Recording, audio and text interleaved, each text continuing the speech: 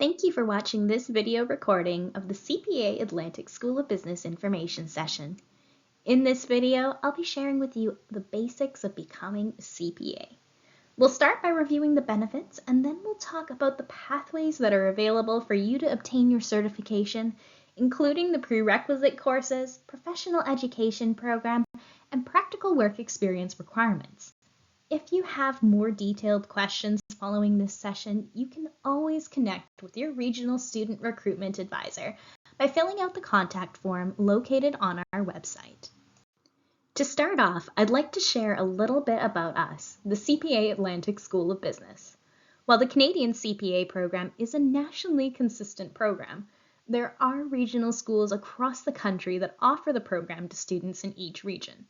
The CPA Atlantic School was created in 2014 by the Atlantic and Bermuda member bodies to deliver the CPA National Program when Canada's legacy designations merged together in 2014. We're one of only 4 schools in Canada that deliver the full CPA path. We're based in Halifax, Nova Scotia, with a staff of 18, including in-market program advisors who are located in Halifax, Moncton, and St. John's, as well as over 100 contracted instructors all across the region. Our programs and services are offered in both English and French.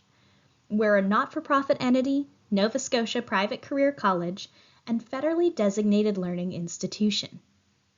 Other schools across Canada are the Ontario, Quebec, and Western schools.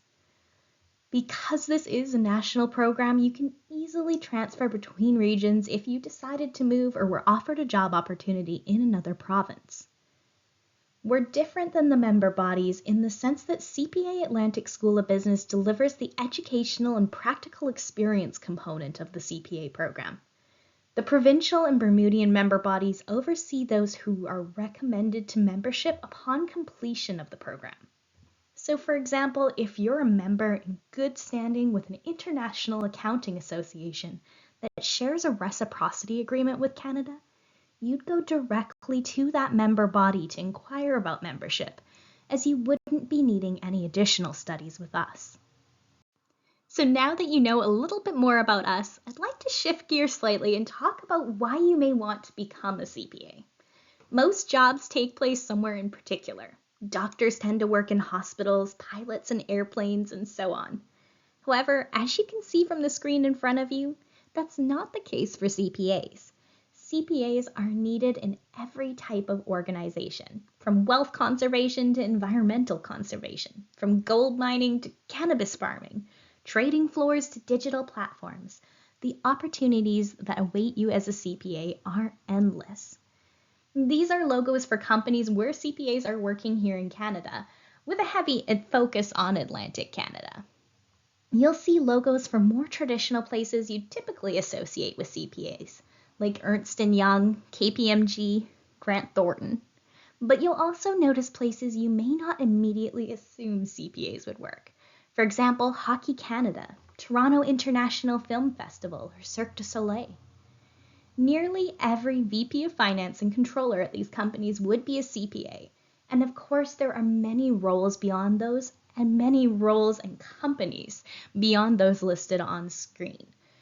CPAs provide sound accounting and accountability to any organization that they're a part of. By choosing to become a CPA, you're investing in your future job security. As you can see, CPAs are in high demand in many different types of industries and many different types of roles all across Canada. No matter what the global economic landscape is, being a CPA is known for its job security. In Atlantic Canada, there's only approximately a 1.8% unemployment rate among CPAs. Practically speaking, that number's probably even a little bit lower, as this number includes CPAs who are choosing not to work for various reasons. In addition to opportunities all across Canada, CPAs also work all over the world. So if traveling to work is something that's appealing to you, becoming a CPA is an excellent way to open doors across the globe. People often have the misguided belief that Canadian citizens can work anywhere internationally, But in fact, that often isn't the case, particularly in first world economies where work permits are difficult for the average person to get. However, professionals such as doctors, engineers, and you guessed it, CPAs, can much more easily attain work permits, which allows infinitely more possibilities than the rest of the population have, as they're in such high demand. And of course, certain sectors such as international finance, banking, hedge funds, lend themselves to transfers in work terms in relevant countries such as Bermuda, Cayman Islands, Switzerland, and the UK. Additionally, CPA Canada does have many reciprocal agreements in place around the world, which can also help getting your international accreditation much more easy. In fact, approximately 12,000 CPAs choose to work in over 155 different countries around the world. So if seeing a little bit more outside of Canada is something that's interesting to you, know that this does open many different doors. Many jobs don't have a traditional career ladder, but CPAs have access to great opportunities starting right out of university. And after obtaining their CPA designation, many people will easily progress through promotions and dominate into more senior roles. At the highest rung, there are far more CEOs that hold their CPA designation than most people would realize. And as you can see on screen here, there are roles for CPAs in many different sectors. If you're starting in that more traditional accounting firm route, you may be starting off in a role as a junior auditor, working your way up through that career ladder as you're completing your CPA designation, and ending up becoming a partner at an accounting firm. Or for those who are more interested in the industry sector, you may be starting off your career as a junior accountant, working your way up to a corporate controller, and who knows, eventually you may even be a CEO or a CEO of your own business. So I do find it is really encouraging to see that your CPA designation can help you progress up that corporate ladder in so many different sectors. Another key reason many people choose to pursue the CPA designation is the salary. According to the 2021 Canadian CPA Compensation Report, in Atlantic Canada, the average salary was $149,000. I will be honest with you, that's not the initial starting salary. Typically, we're seeing within the first 3 years of obtaining the CPA designation in the Atlantic provinces, a CPA can make approximately a $65,000 salary. By 5 years, you can expect to be making an average of $86,000, by 10 years, $100,000, and so on. But of course, there is more to a career than just its salary and its progression. And one very important aspect that many people are focusing on more and more, especially after the pandemic, is stability and work-life balance. CPAs in the Atlantic region are offered great benefits by their organizations. 84% offer CPAs the ability to work from home. 70% offer CPAs flexible working hours, meaning they don't have to work that traditional 9 to 5 p.m. 70% offer internal professional development. 36% offer CPAs paid time off work to volunteer. And most organizations offer CPAs between 4 and 5 weeks of vacation, even in some of those more junior roles.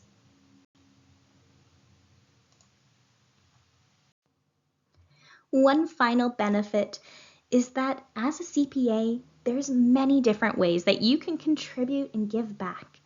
And in general, CPAs have a long commitment to serving the public good. There's many different ways that you can do this, including working for not-for-profits or working in the public sector, volunteering for boards. They all need a treasurer who knows what they're doing and has that sound financial backing. You can be an entrepreneur in a social enterprise that drives you, or follow your passion, whether in your local neighborhood or somewhere across the world. It is very unique to a profession to have that ability to be so highly successful, have those great salaries, have that progression, but still be able to engage in those causes that are near and dear to you. And as a CPA, that option is definitely available. So now that I've shared just a few of the potential reasons that you may choose to pursue the CPA designation, I'm now going to shift gears slightly to go through a quick overview of the entire program. Not to worry, I'll also be sharing more in-depth information on each component individually a little later on. This is just designed to give you a quick snapshot for those of you who may be unfamiliar. To be eligible to begin the CPA Professional Education Program, what we call PEP, we assess two criteria. The first is that you've completed either a recognized 120 credit hour degree or have 8 years of accounting-related work experience. The second criteria is 14 specific business and accounting courses, which we'll discuss in depth a little bit later on. If you need any of these 14 prerequisite courses, we offer them through our preparatory courses, which are online, part-time learning with an in-person final exam. There are 4 semesters a year, with every course offered each semester. Once you're eligible to begin for the professional education program, it consists of 6 online part-time academic modules plus a common final exam called the CFE.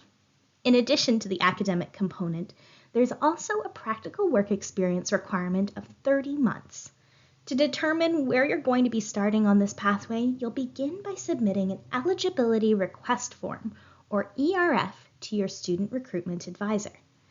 After submitting your form, your advisor will let you know what transcripts and supporting documents you'll be required to submit. Please keep in mind there is an assessment fee that will vary depending on whether you've completed your education inside of Canada or outside of Canada. Once you've submitted your payment, your file will be reviewed by our registrations team to determine whether you're eligible for possible exemptions from those prerequisite courses and where you're going to be starting in the CPA pathway. Please keep in mind that this is typically a 4 to 6 week process for students who've studied within Canada and about a 6 to 8 week process for students who've completed their education outside of Canada. So please ensure you are starting this process well in advance of when you hope to commence your studies. To give you an idea of where you may be starting on this pathway, for those of you who've completed an accounting degree, you likely will have taken all 14 of those prerequisite courses as you were majoring in accounting, so you'll likely be starting directly in the professional education program here.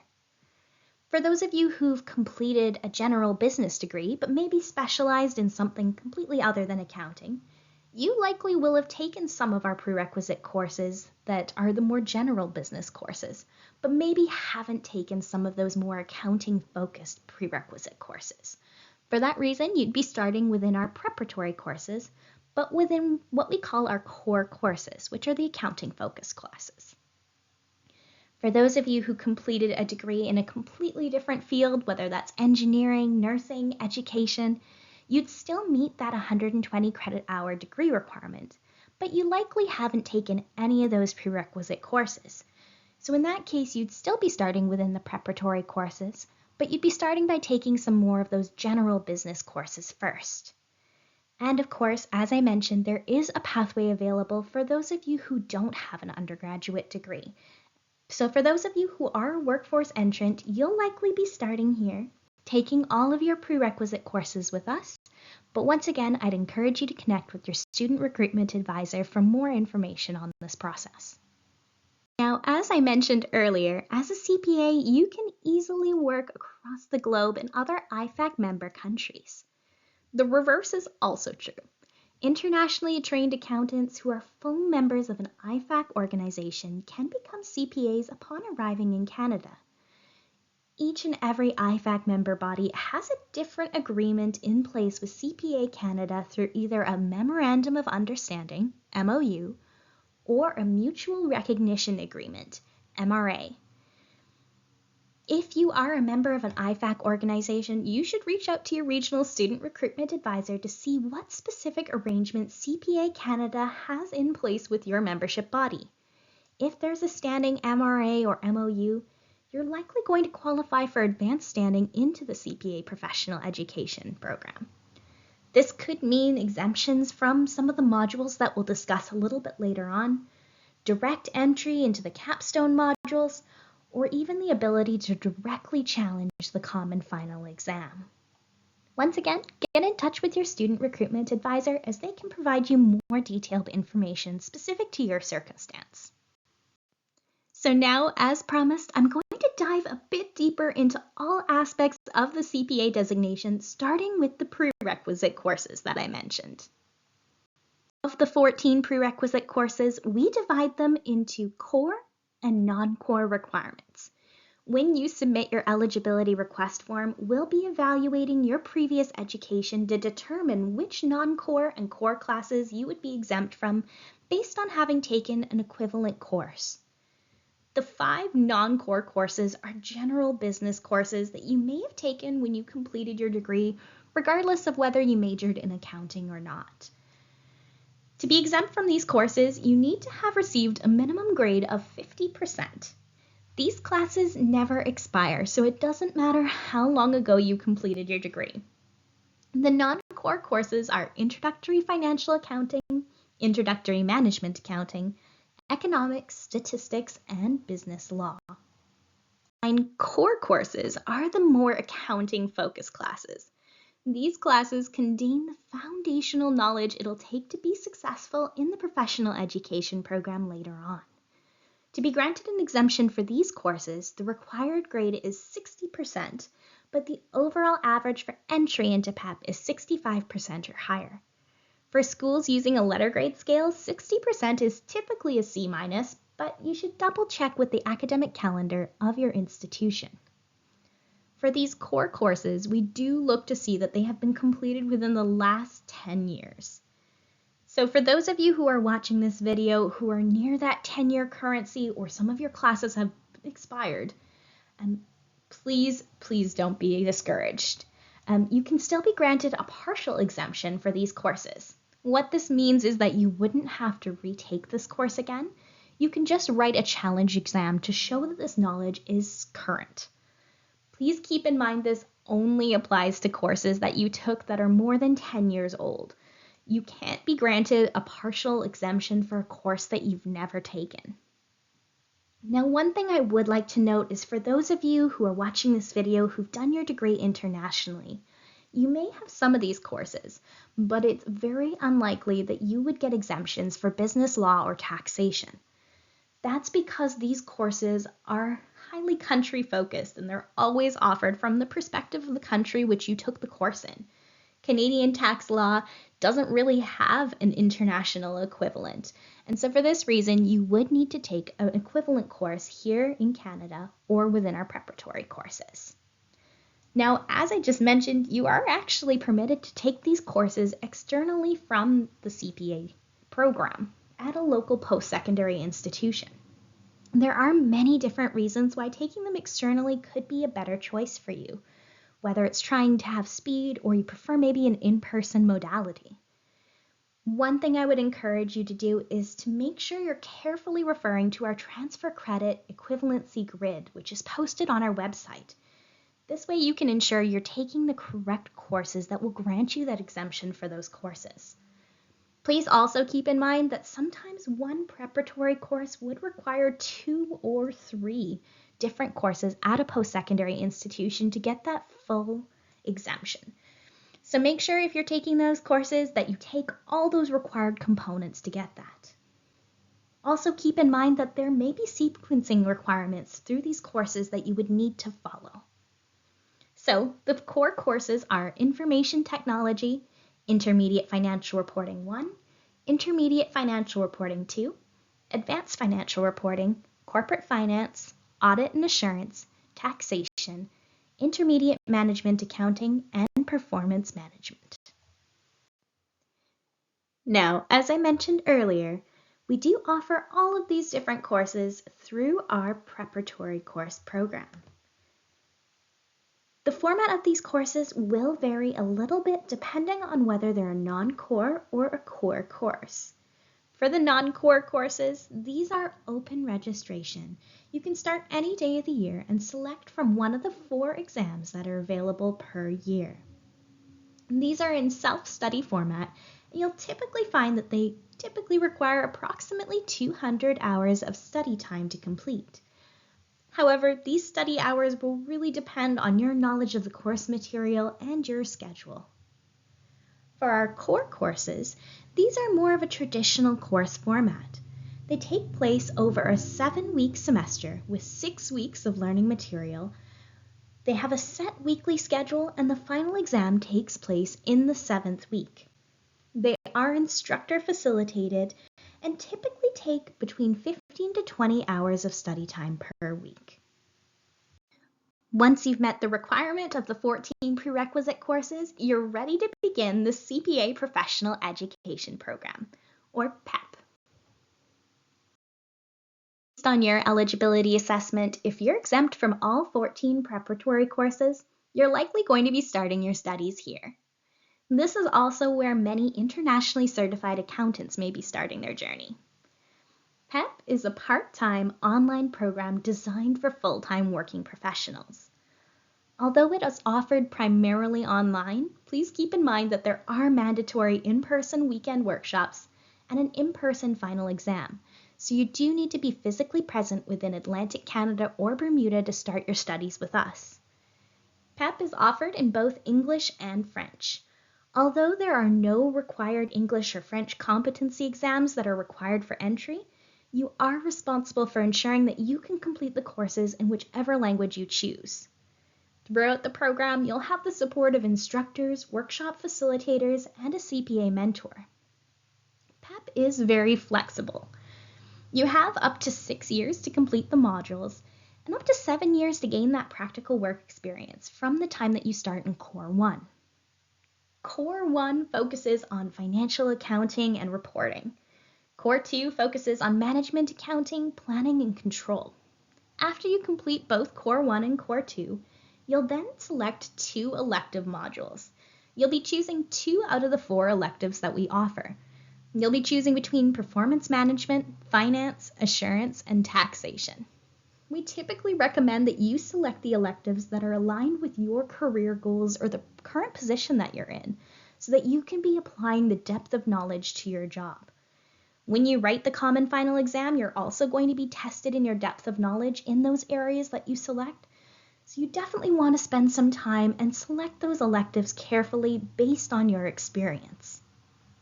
Lastly, you have capstones 1 and 2, which are taken prior to writing the common final exam, or as we call it, the CFE. These are meant to be taken back to back, as information covered in these courses directly appears on the common final exam. The CFE is offered twice a year at the end of May and at the end of September.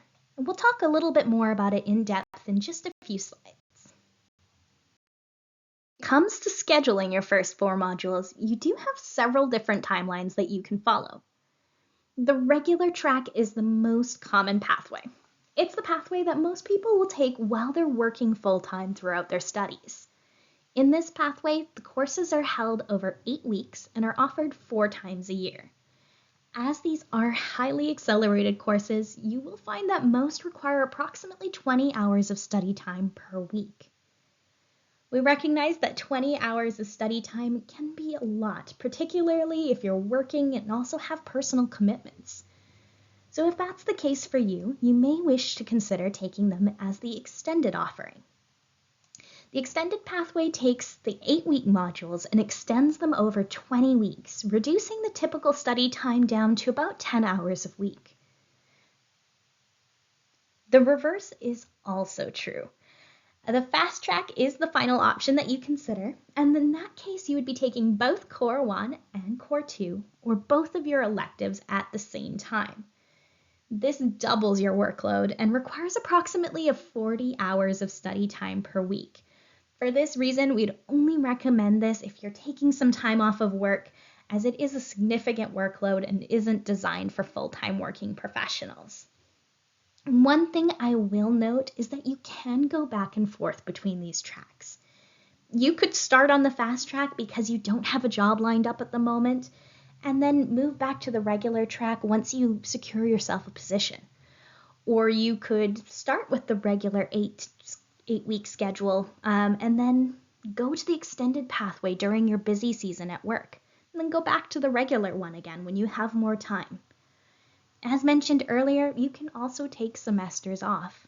You do have up to 6 years to space out your academics, although most people will tend to complete theirs within about 2 years.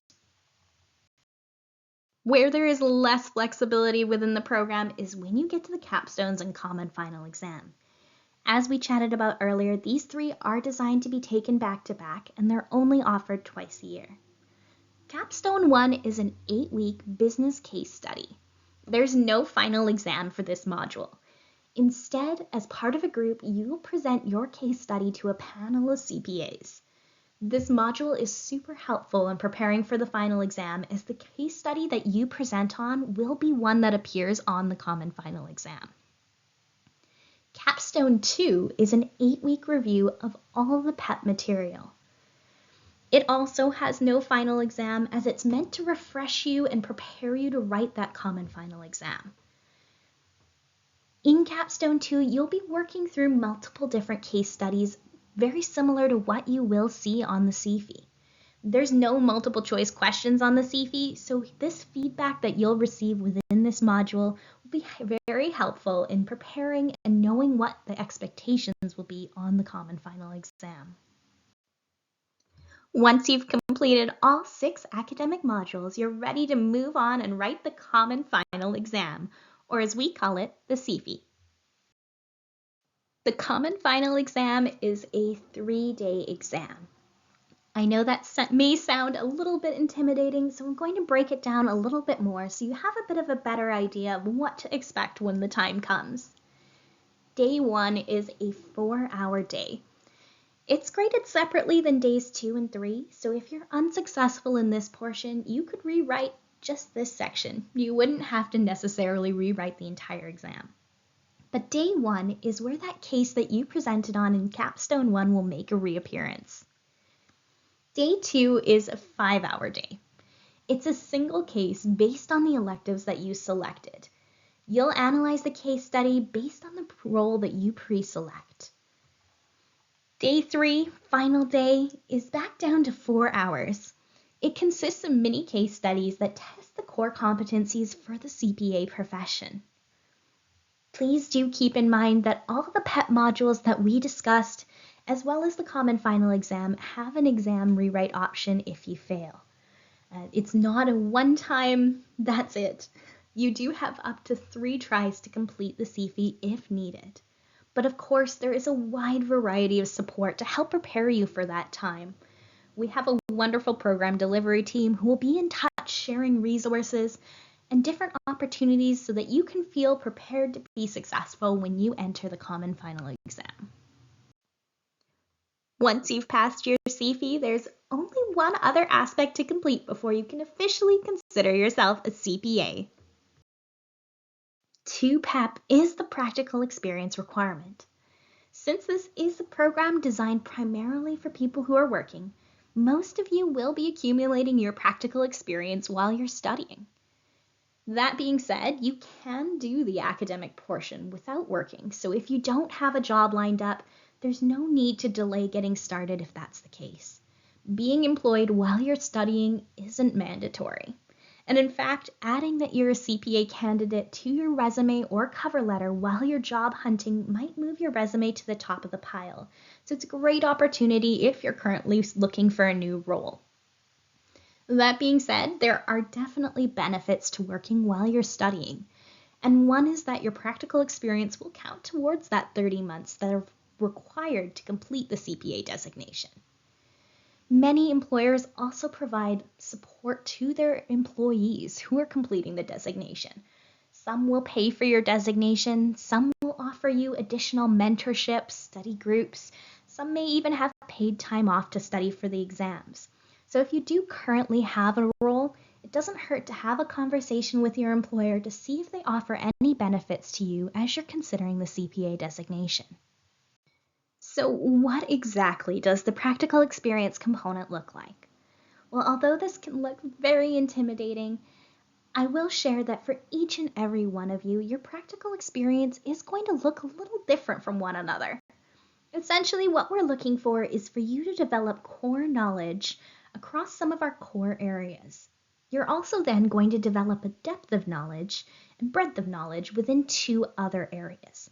It is possible to get your CPA designation and meet all your practical experience requirements without fulfilling all these different aspects that you see on screen. So please do not be intimidated by looking at this wheel. As you can see, this is one highlighted example of how you could potentially be meeting your requirements.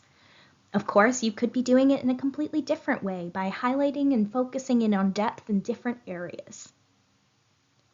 Which competencies you develop will really depend on what position you're in. Of course, there are multiple ways that you can be meeting this requirement. Regardless of which of these areas you specialize in, you will need 30 months total of experience. One thing I do want to note is that you can apply up to 12 months of prior work experience. So for some of you who are already working in the industry or have completed work terms, this is a possibility there. Nothing that you need to be doing at this particular stage to be tracking that 12 months of prior experience. This is something that will be assessed once you start in Core 1. You'll be given access to something called the Practical Experience Reporting Tool. There you'll be able to track that experience and log some of your different competencies. There are 2 different pathways available to begin and track your practical experience. These are the Pre-Approved Program Route, also known as PPR, and the Experience Verification Route, also known as EVR.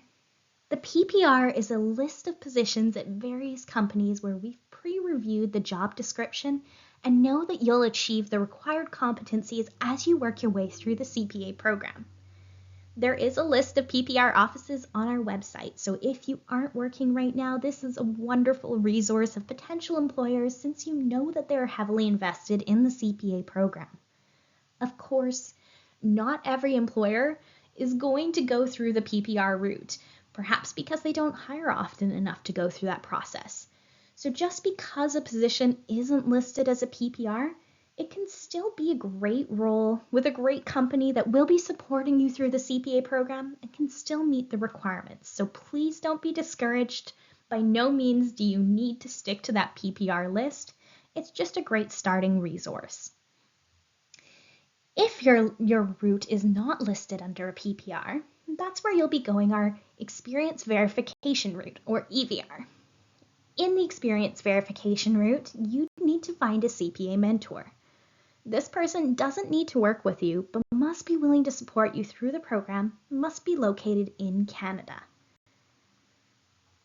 Once you've completed the 6 modules in the Professional Education Program, along with the total 30 months of relevant work experience, you're now officially a CPA. You may be wondering, what are my next steps? How do I get started? So your first step in getting started is to complete an eligibility assessment to see what courses you may have possible exemptions from and where you're going to be beginning your unique CPA pathway. The eligibility assessment form can be found on our website. You'll complete the online form and then your student recruitment advisor will get in touch with you to let you know what supporting documents we'll require for you to submit and how to submit those to us. Once you pay that assessment fee and submit your documents, we'll put your evaluation in a queue to be evaluated.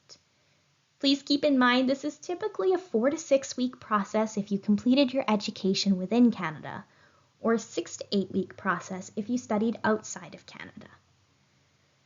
Once you receive your eligibility assessment results, your student recruitment advisor will follow up with you directly to share more information on your recommended enrollment and where to go from here. Of course, today's session just serves as a starting point to share some of the information about the CPA designation. I'd encourage you to reach out to your regional student recruitment advisor. We're always happy to set up a one-on-one appointment and talk about your unique circumstances and help you plan your pathway. To do that, please submit the contact form on the website and your student recruitment advisor will get in touch with you directly. Finally, I'd encourage you to follow us on social media. Your regional student recruitment advisor often holds different events in person in your region, So this may be the perfect opportunity to find out more about the designation and see a little bit more about the opportunities that are available. So do make sure to give us a follow. Thank you again for tuning in and watching this video today. As noted, this is just the beginning. Please don't hesitate to reach out to your student recruitment advisor to begin this discussion in more depth. Thank you again for your interest in the CPA designation.